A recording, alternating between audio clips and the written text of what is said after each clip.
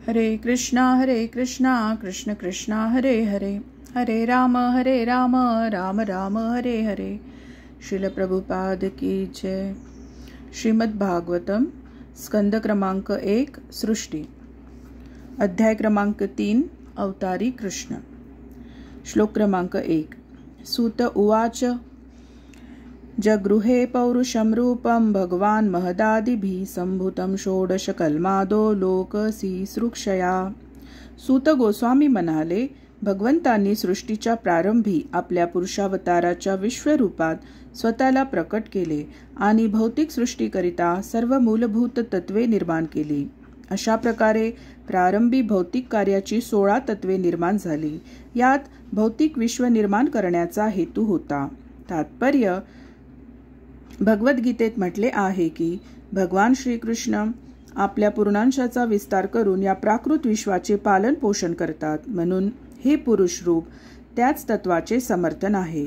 मूळचे भगवत स्वरूप वासुदेव किंवा भगवान श्रीकृष्ण वसुदेव अथवा नंद महाराज यांचे पुत्र म्हणून विख्यात आहेत। ते ज्ञान, वैराग्य, सामर्थ्य, यश, श्री, सौंदर्य अशा षडेश्वरांनी पूर्ण आहेत। त्या ऐश्वर्याचा एक अंश निराकार ब्रह्माच्या रूपाने प्रकट झाला आहे आणि त्या ऐश्वर्याचा एक अंश परमात्म्याच्या रूपाने प्रकट झाला आहे। भगवान श्रीकृष्णांचे हे मूळ रूप, मूळ परमात्मा अभिव्यक्तीच आहे। या भौतिक सृष्टीत तीन पुरुष रूपे आहेत आणि कारणोदकशाही विष्णू म्हणून ओळखले जाणारे रूप हे त्यात सर्वप्रथम आहे। गर्भोदकशाही विष्णू आणि शिरोदकशाही विष्णू ही दुसरी रूपे आहेत। त्यांचे ज्ञान आपण क्रमाने प्राप्त करू। कारणोदकशाही विष्णूंच्या त्वचेच्या रंध्रातून असंख्य ब्रह्मांडे निर्माण होतात आणि त्या प्रत्येक ब्रह्मांडात भगवान गर्भोदकशाही विष्णूंच्या रूपाने प्रविष्ट होतात। भगवद्गीतेत सुद्धा म्हटले आहे की प्राकृत जगताची उत्पत्ती निश्चित अशा वेळी होत असते आणि नंतर पुन्हा त्याचा ध्वंस होत असतो। ही उत्पत्ती आणि हा विनाश भगवंतांच्या इच्छेने होत असतो। याचे कारण नित्यबद्ध जीव हे आहे। या नित्यबद्ध जीवांना स्वतंत्र व्यक्तित्वाची किंवा अहंकाराची जाणीव असते।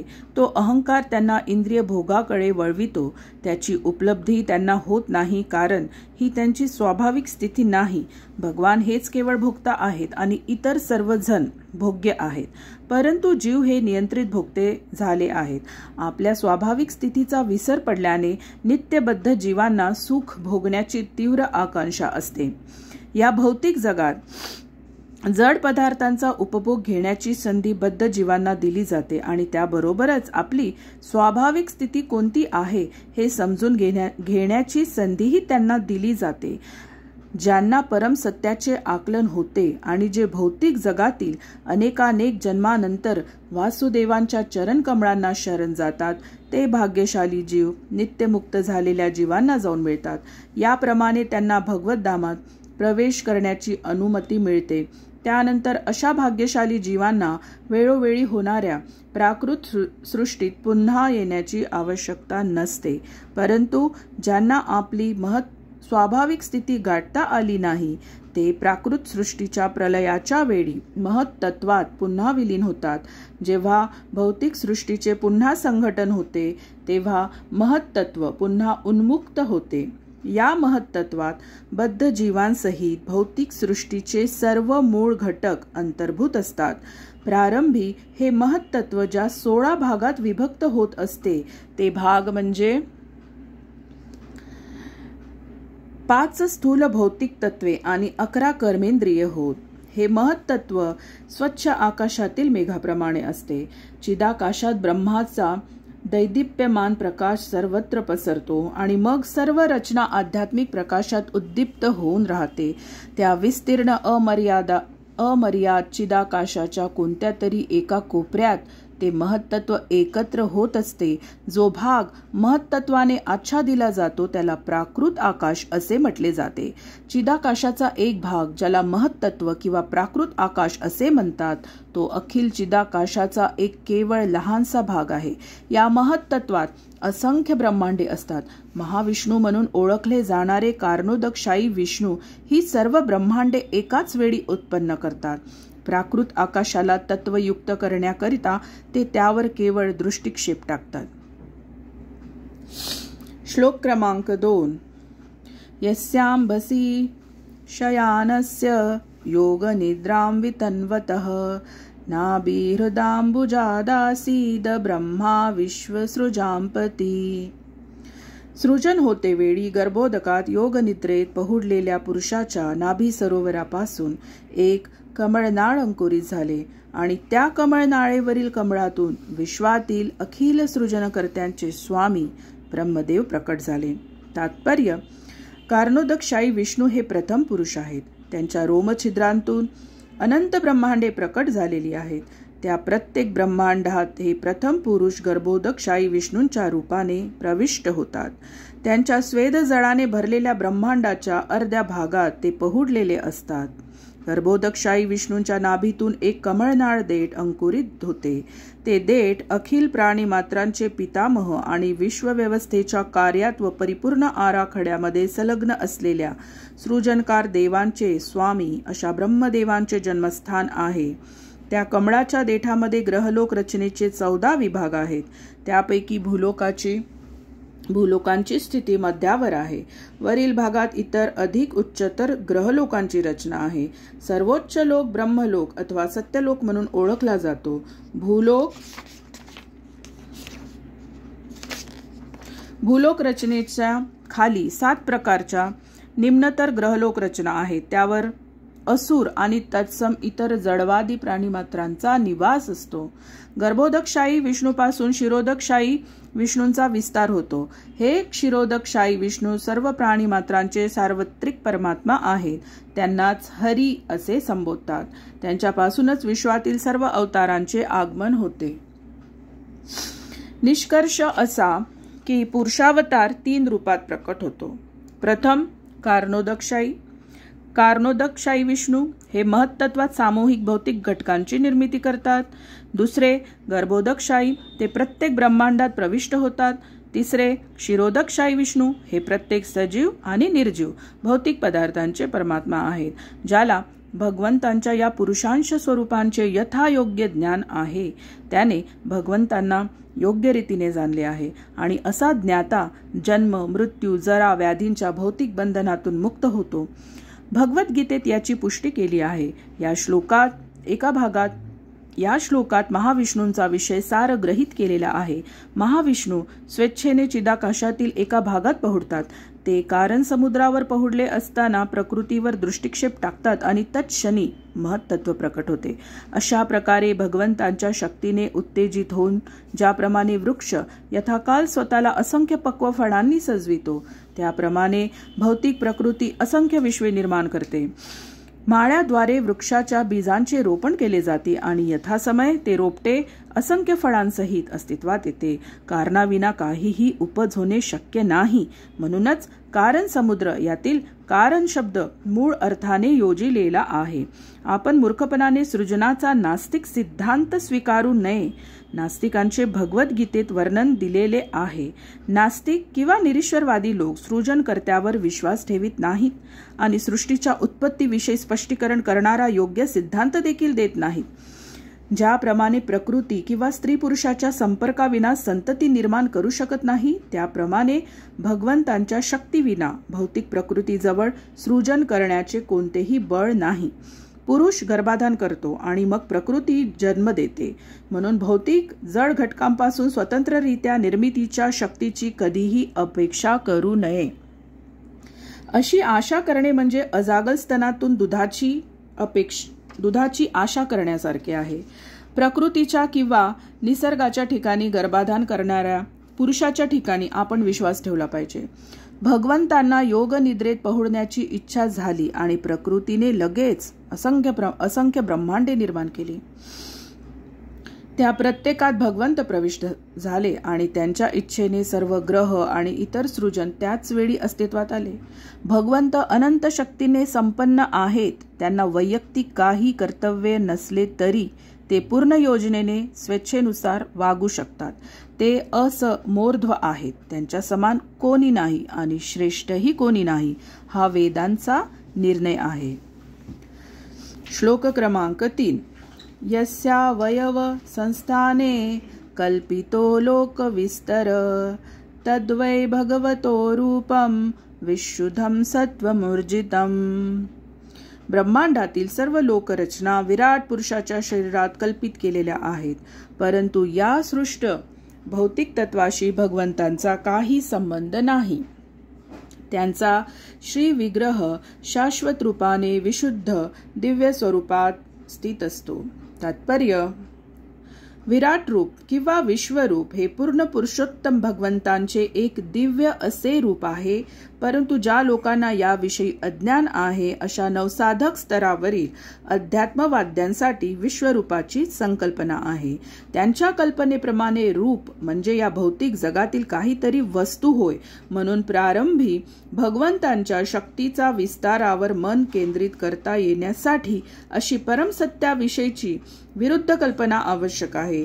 वर सांगितल्याप्रमाणे भगवान महत्त्वाच्या रूपात आपली शक्ती विस्तारित करतात. त्यामध्ये सर्व भौतिक घटकांचा समावेश असतो. भगवंतांच्या विस्तारित शक्ती आणि स्वतः भगवंत एका दृष्टीने एकच आहेत, परंतु त्याच वेळी महत्त्व भगवंताहून भिन्न आहे. अर्थात भगवंतांची शक्ती आणि स्वतः भगवंत एकाच वेळी भिन्न असूनही अभिन्न आहेत.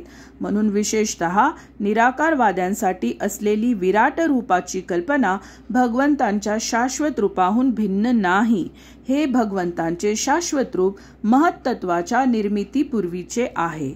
येथे भगवंतांचे शाश्वत रूप भौतिक गुणांच्या पूर्णपणे पलीकडे अतिदिव्य असे असल्याचे दृढतेने प्रतिपादन केले आहे.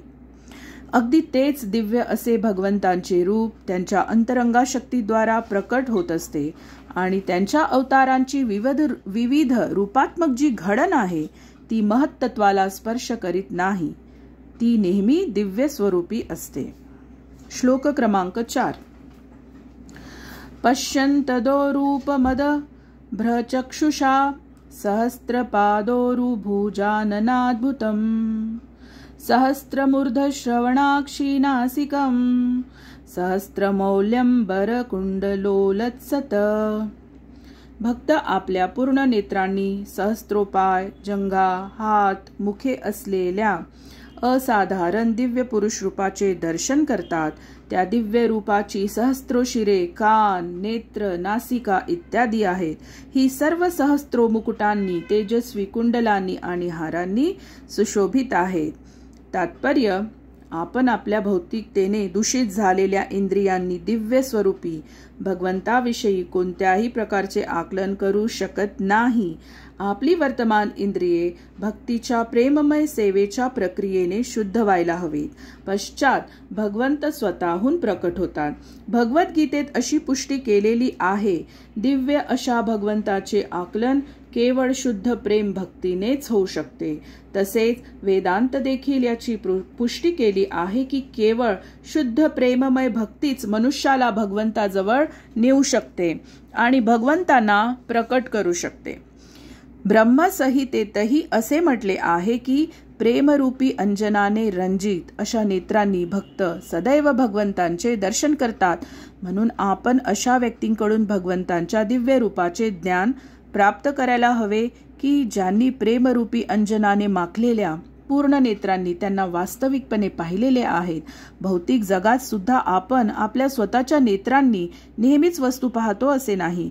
कधीकधी ज्यांनी वस्तू प्रत्यक्ष पाहिल्या आहेत किंवा केल्या आहेत त्यांच्या अनुभवाच्या द्वारेच आपण वस्तूंना पाहतो.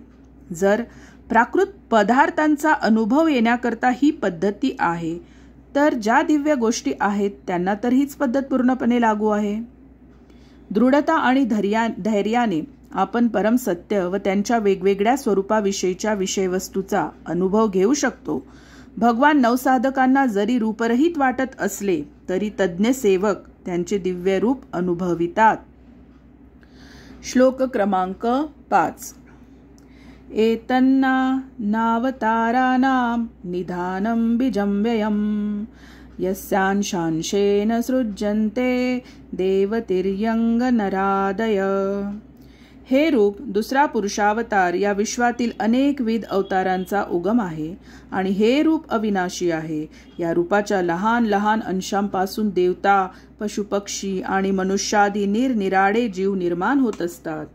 तात्पर्य: महत्तत्वात असंख्य ब्रह्मांडांची निर्मिती केल्यावर पुरुषाने द्वितीय पुरुष गर्भोदकशाही विष्णूंच्या रूपाने प्रत्येकात प्रवेश केला. त्यांनी जेव्हा असे पाहिले की ब्रह्मांडात स्थान, विश्रांतीचे स्थळ असे काहीच नसून केवळ अंधकार दाटला आहे, तेव्हा त्यांनी आपल्या स्वेदजळाने अर्धे ब्रह्मांड भरले आणि स्वतः त्या जळात पहुडले. या पाण्याला गर्भ उदक असे म्हणतात. त्यांच्या नाभीतून एक कमळनाळ अंकुरित झाले आणि कमळदलावर विश्वसरचनेचे प्रमुख शिल्पज्ञ ब्रह्मदेव यांचा जन्म झाला. ब्रह्मदेव विश्वरचनाकार झाले आणि भगवंतांनी विष्णूंच्या रूपाने विश्वाच्या पालनाचे उत्तरदायित्व स्वीकारले. प्रकृतीच्या रजोगुणापासून ब्रह्मदेव उत्पन्न झाले आणि विष्णू सत्वगुणाचे अधिपती झाले. विष्णू हे त्रिगुणातीत असल्यामुळे नेहमीच भौतिक आसक्तीतून अलिप्त आहेत. याचे विवरण अगोदरच केलेले आहे. ब्रह्मदेवापासून तमोगुणाचे अधिष्ठाते शिव उत्पन्न झाले.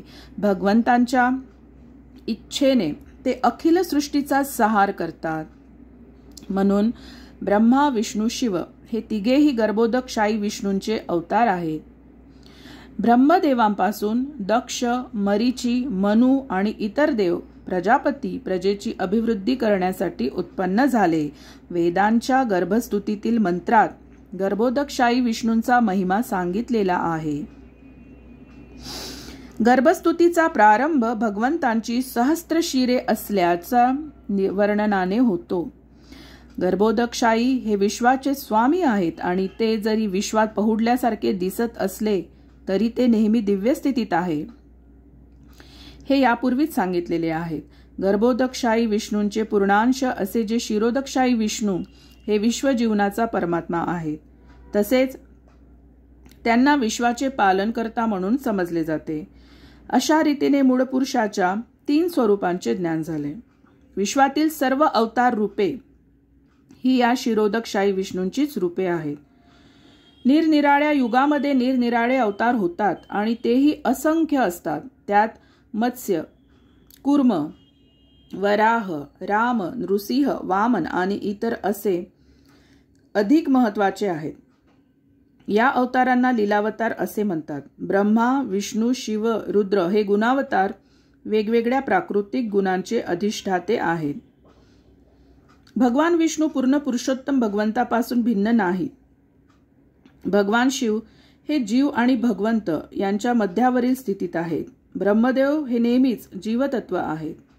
सर्वश्रेष्ठ पुण्यवान आत्मा किंवा श्रेष्ठ भगवत भक्त निर्मितीच्या कार्यासाठी भगवंतांच्या शक्तीने संपन्न होतो आणि त्याला ब्रह्मा किंवा ब्रह्मदेव म्हणतात. त्यांची शक्ती बहुमूल्य रत्नामध्ये परिवर्तित झालेल्या सूर्याच्या शक्तीप्रमाणे आहे. त्यांची शक्ती बहुमूल्य रत्नामध्ये परिवर्तित झालेल्या सूर्याच्या शक्तीप्रमाणे आहे. जेव्हा ब्रह्मदेवांच्या पदासाठी कोणी पात्र जीव नसतो तेव्हा भगवान स्वतःच ब्रह्मा होऊन त्या पदाचा कार्यभार ग्रहण करतात. भगवान शिव हे सामान्य जीव नाहीत. ते पूर्ण भगवद अंश आहेत. परंतु भौतिक प्रकृतीशी त्यांचा प्रत्यक्ष संबंध असल्याने भगवान विष्णूंप्रमाणे ते तंतोतंत दिव्य अवस्थेत नाहीत. त्यांच्यातील अंतर दही आणि दूध यांच्यातील अंतराप्रमाणे आहे. दही हे दूधच आहे, परंतु दुधाऐवजी त्याचा उपयोग करता येत नाही. दुसरे अवतार मनूंचे आहेत. ब्रह्मांच्या जीवनाच्या कालावधीतील एका दिवसात 14 मनू होतात.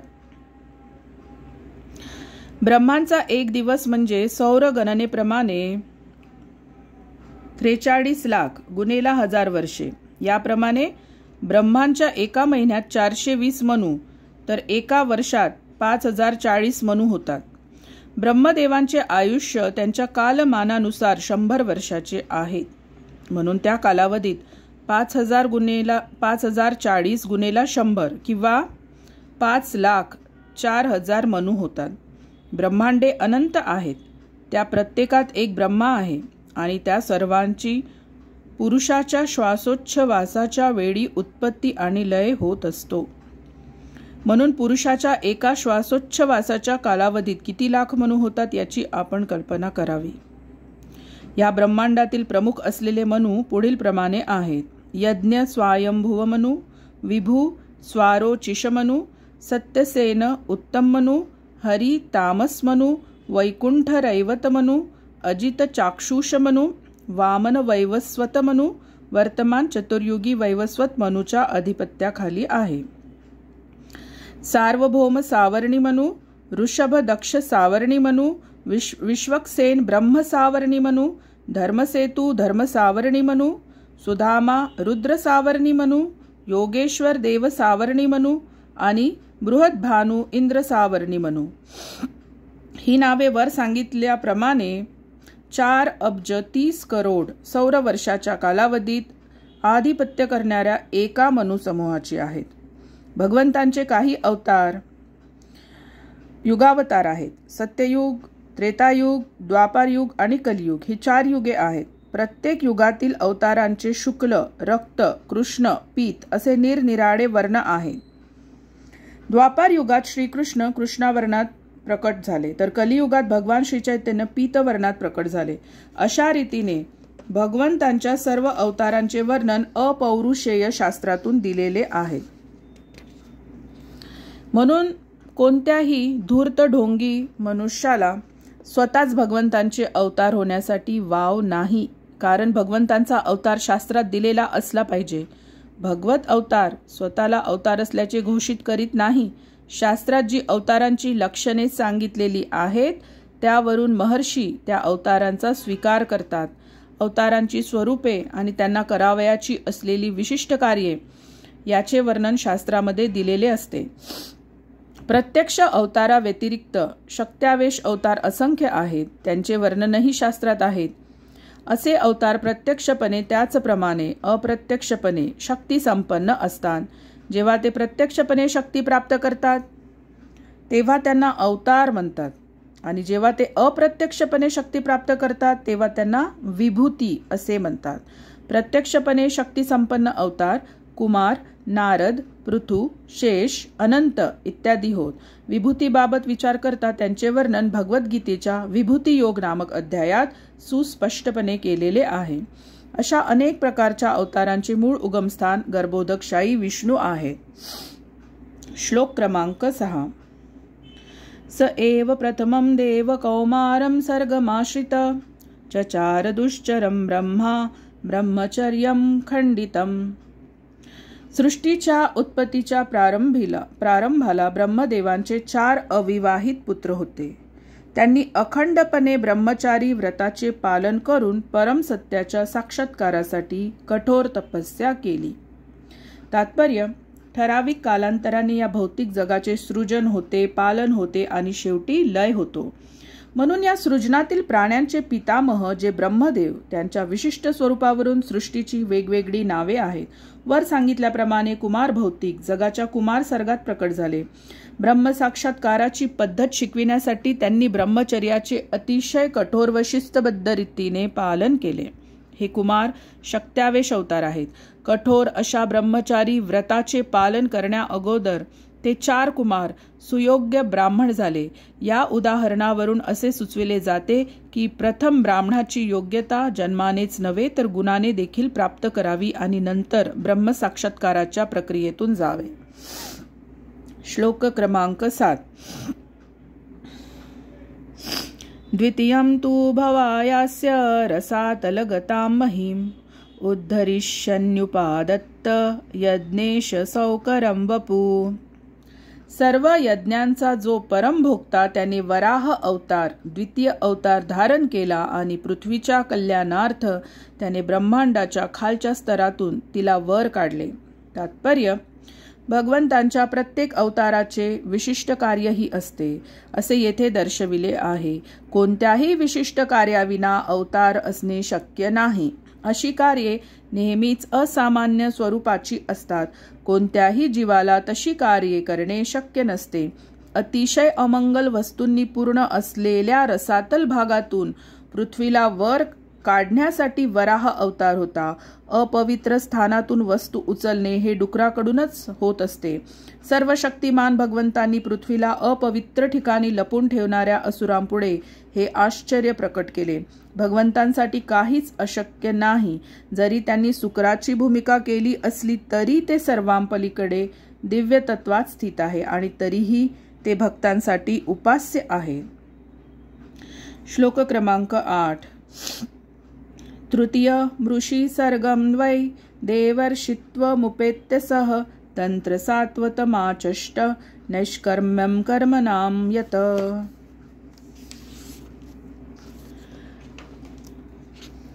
ऋषी सर्गात पूर्ण पुरुषोत्तम भगवंतांनी देवतांमध्ये श्रेष्ठ ऋषी असलेल्या नारदांच्या रूपाने तिसरा शक्तावेश अवतार ग्रहण केला. नारदांनी निष्काम कर्माची प्रेरणा देणाऱ्या भक्ती संबंधातील विवरणांचे वेदांतून संकलन केले. तात्पर्य: भगवंतांचे शक्तावेश अवतार असलेले ऋषी श्रेष्ठ नारद हे अखिल विश्वात भगवंतांच्या भक्तीचा प्रचार करीत असतात. संपूर्ण विश्वातील आणि वेगवेगळ्या ग्रहलोकातील तसेच जीवयोनीतील सर्वच महान भगवत भक्त त्यांचे शिष्य आहेत. भागवताचे रचनाकार श्रील व्यासदेव हे सुद्धा श्री नारदांच्या शिष्यापैकी एक आहेत. महर्षी नारद हे नारद पंचरात्राचे ग्रंथकार आहेत. नारद पंचरात्र हे विशेषतः भगवत भक्तीचे मार्गदर्शन करणारे वैदिक संकलन आहे. हे नारद पंचरात्र कर्मी किंवा सकाम कर्मी जनांना कर्मबंधनातून मुक्ती मिळविण्याचे प्रशिक्षण देते. बद्धजीव प्रायः सकाम कर्मांनी आकर्षित होत असतात, कारण आपल्या कर्माद्वारे त्यांना जीवनाचा उपभोग घेण्याची इच्छा असते. संपूर्ण विश्व सर्व जीव योनीतील सकाम कर्मी जीवांनी भरलेले आहे. सकाम कर्मांमध्ये सर्व प्रकारच्या आर्थिक विकासाच्या योजनांचा समावेश असतो. परंतु प्रकृतीचा नियम असा आहे की प्रत्येक कर्माला प्रतिक्रिया असते आणि कर्ता अशा फलोन्मुख प्रतिक्रियांनी बांधलेला असतो. मग त्या कर्माच्या प्रतिक्रिया शुभ असोत वा अशुभ, शुभ कर्माची प्रतिक्रिया तुलनात्मक दृष्टीने भौतिक उत्कर्ष भरभराट अशी आहे आणि अशुभ कर्माची प्रतिक्रिया तुलनात्मक दृष्टीने भौतिक दुःख ही आहे. तथापि भौतिक अवस्थेतील सुख, दुःख, उत्कर्ष हे सर्व दुःखच आहे. भौतिक अवस्थेत सर्व गोष्टींचा शेवट केवळ दुःखातच होतो. जे मूर्ख आहेत, भौतिकवादी आहेत, त्यांना मुक्त अवस्थेतील शाश्वत सुखाची प्राप्ती कशी करावी याची माहिती नसते. श्री नारद मुनी या मूर्ख सकामकर्मी जनांना सुखाच्या सत्यत्वाचा अनुभव कसा येतो हे सांगतात. आपले वर्तमान व्यावसायिक कर्म आपल्याला कसे उन्मुख करू शकते याचे नारद मुनी भौतिक जगातील अशा रोगग्रस्त लोकांना मार्गदर्शन करतात. वैद्य दुधाच्या अपचनाचा त्रास दूर व्हावा म्हणून रोग्याला दही रूपातील दुधाचे सेवन करण्यास सांगतो. म्हणून रोगाचे कारण आणि उपचार जरी सारखेच असले तरी देखील नारदांसारख्या अनुभवी वैद्यांचे मार्गदर्शन आवश्यक आहे. भगवद्गीतेत देखील आपल्या कष्टाच्या फळांनी भगवंतांची सेवा करण्याचे हेच निदान प्रस्तुत करते. यामुळे मनुष्य नैष्कर्म्याच्या मार्गावर अथवा मुक्तीच्या मार्गावर पोहोचतो. श्लोक क्रमांक 9. तुर्ये धर्मकला सर्गे नरनारायणावृषी भूत्वात्मोपशमोपेतम करोत दुश्चरम तप. चौथ्या अवतारात भगवंत धर्माच्या पत्नीच्या गर्भातून नरनारायण ऋषींच्या रूपात अवतीर्ण झाले. या अवतारात त्यांनी इंद्रियांचा निग्रह करण्यासाठी कठोर तप केले आणि आदर्श दाखवून दिला.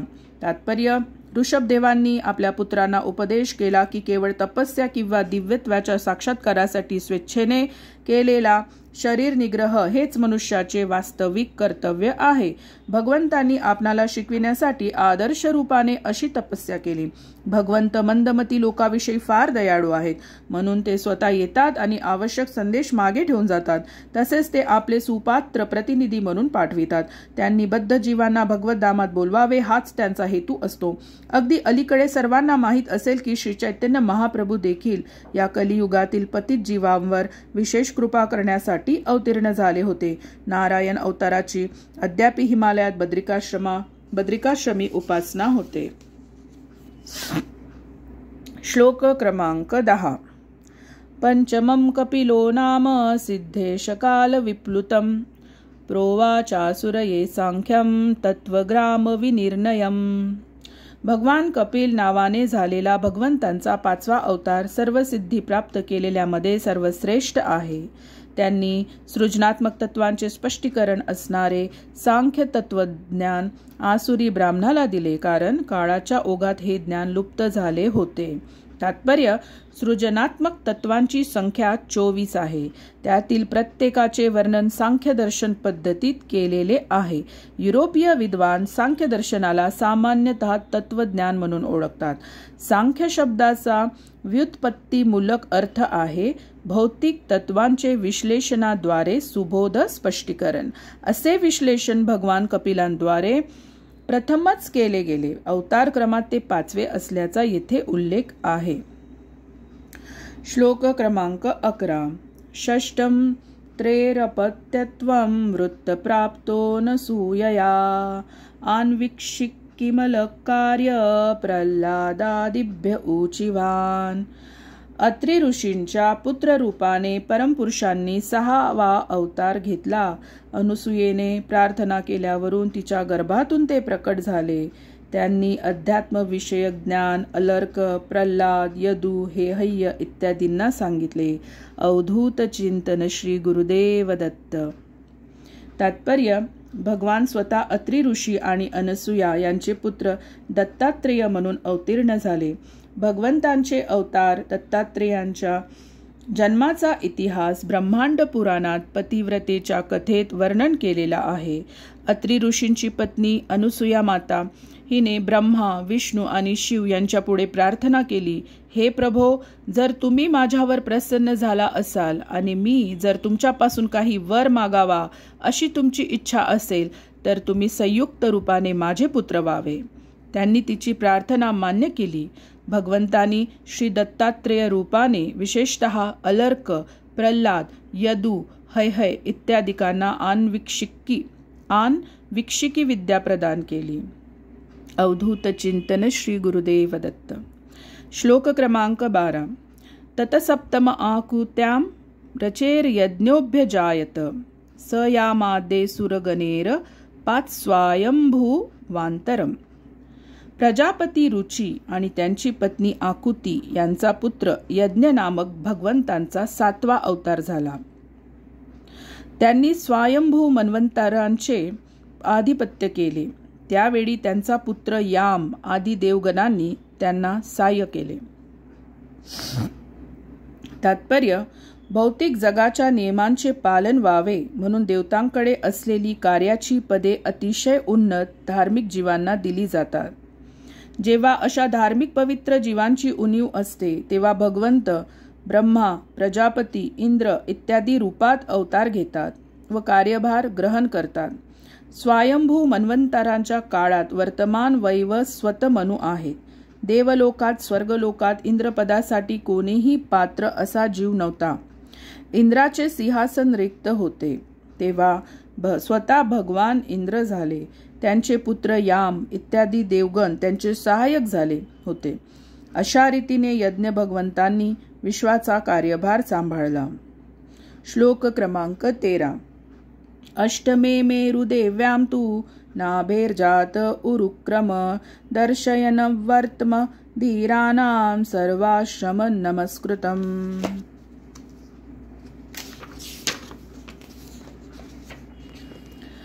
भगवंतांनी नाभी महाराज व मेरुदेवी यांच्या ऋषभदेव नामक पुत्राच्या रूपाने 8वा अवतार धारण केला. या अवतारात त्यांनी पूर्णत्वाचा मार्ग दर्शविला. तो मार्ग पूर्णपणे जितेंद्रिय व सर्व आश्रमाद्वारे सन्मानित अशा परमहंसांसाठी अनुसरणीय होता. तात्पर्य: मानव समाज हा स्वभावतः वर्ण आणि आश्रम यात विभागलेला आहे. हे 4 वर्ण आणि 4 आश्रम सांस्कृतिक उन्नतीकरिता आहेत.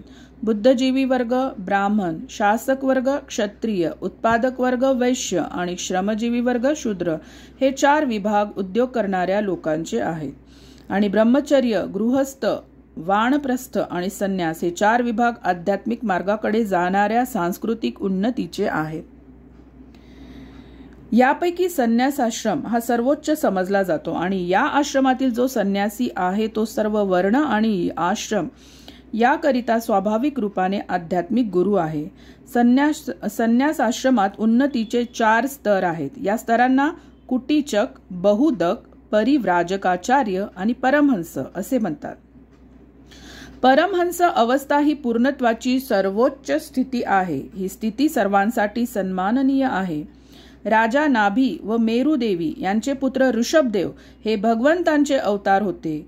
त्यांनी आपल्या पुत्रांना तपस्येच्या मार्गाने पूर्णत्वाच्या मार्गाचे अनुसरण करण्यास शिकविले. असा मार्ग मनुष्याचे अस्तित्व पवित्र करतो, तसेच सतत वर्धमान शाश्वत अशा आध्यात्मिक सुखाची प्राप्ती करण्याची योग्यता प्राप्त करून देतो. सर्व प्राणी मात्रे सुखाच्या शोधात आहेत, परंतु असे शाश्वत अनंत सुख कोठे प्राप्त होईल हे त्यांना माहीत नाही. मूळ लोक वास्तविक सुख सोडून ऐहिक इंद्रिय सुखाच्या मागे लागलेले आहेत, परंतु असे मूढ लोक हे विसरलेले आहेत की अशा तथाकथित इंद्रिय सुखाचा भोग कुत्र्यांकडून व डुकरांकडून देखील केला जातो. कोणताही पशु, पक्षी, प्राणी अशा इंद्रिय सुखापासून वंचित नाही. मानवासहित सर्व पशु योनींना असे सुख प्रचूर प्रमाणात उपलब्ध आहे. तथापि मनुष्य देह अशा हीन सुखासाठी नाही, तर आध्यात्मिक साक्षात्काराने अनंत शाश्वत सुख प्राप्त करण्यासाठी आहे. असा साक्षात्कार तपश्चर्येने प्राप्त करता येतो. तपस्या म्हणजे इंद्रिय संयमाद्वारे आत्मशोधनाचा स्वेच्छेने स्वीकारलेला मार्ग. ज्यांना भौतिक सुख उपभोगाच्या त्यागाचे प्रशिक्षण मिळाले आहे त्यांना धीर म्हणतात. ते इंद्रियाद्वारे विचलित होत नाहीत, असे धीरच संन्यास स्वीकारू शकतात आणि क्रमाक्रमाने परमहंसाच्या स्थितीवर आरूढ होतात. ते समाजाच्या सर्व आश्रमाद्वारे व वर्णाद्वारे सन्मानित असतात. ऋषभदेव महाराजांनी या ध्येयाचा प्रचार केला आणि जीवनाच्या शेवटच्या स्तरात ते या जड शरीराच्या आवश्यकतातून पूर्णपणे अलिप्त झाले. जीवनाचा हा दुर्लभ स्तर किंवा अवस्था मूर्ख लोकांद्वारे अनुकरणीय नाही, परंतु सर्वांसाठी पूजनीय आहे. श्लोक क्रमांक 14. ऋषिभिर्याचितो भेजे नवमं पार्थिवं वपु दुग्धे मामोषधीर विप्रास्तेनायस उष्यतम. हे ब्राह्मणांनो, 9व्या अवतारात ऋषींच्या प्रार्थनेवरून भगवंतांनी एका राजाचे शरीर धारण केले, पृथू. या अवतारात त्यांनी अनेक प्रकारच्या औषधी उत्पन्न करता याव्यात म्हणून भूमीची मशागत केली. त्यामुळे पृथ्वी सुंदर आणि आकर्षक झाली. तात्पर्य: पृथू महाराजांच्या आगमनापूर्वी पूर्वीच्या राजाच्या पृथू महाराजांच्या पित्याच्या अनाचारी वागणुकीमुळे व सदोष राजकारभारामुळे मोठी अराजकता माजली होती. बुद्धिमान वर्गाच्या लोकांनी, विशेषतः ऋषी आणि ब्राह्मणांनी भगवंतांच्या आगमनासाठी केवळ प्रार्थनाच केली नाही, तर पूर्वीच्या राजाला देखील त्यांनी सिंहासनावरून काढून टाकले. राजाचे हे कर्तव्य आहे की त्याने धार्मिक असावे आणि अशा रीतीने नागरिकांच्या सर्वांगीण कल्याणाची काळजी घ्यावी. जेव्हा कधी राजाकडून कर्तव्याचरणामध्ये दुर्लक्ष केले जाते तेव्हा बुद्धिमान वर्गातील लोकांनी त्याला पदच्युत केले पाहिजे. तथापि बुद्धिमान वर्गातील लोक राजसिंहासन नियंत्रित करीत नाहीत, कारण जनकल्याणाकरता त्यांना त्यापेक्षा अधिक महत्त्वाची कर्तव्ये करावयाची असतात. राजसिंहासन स्वीकारण्याच्या स्थानी त्यांनी परमेश्वराचा अवतार होण्यासाठी प्रार्थना केली आणि भगवंत पृथू महाराजांच्या रूपाने अवतीर्ण झाले. वास्तविक बुद्धिमान लोक अथवा गुणसंपन्न ब्राह्मण कधीही राजकीय पदांची आकांक्षा धरीत नाही. पृथू महाराजांनी पृथ्वीतून अनेक गोष्टी प्राप्त केल्या आणि चांगला राजा मिळाल्याने प्रजाच केवळ सुखी झाली असे नाही, तर पृथ्वीचे संपूर्ण दृश्यच सुंदर आणि आकर्षक झाले. हरे कृष्णा कृष्ण कृष्ण हरे हरे, हरे राम राम राम हरे हरे. श्रील प्रभुपाद की जय.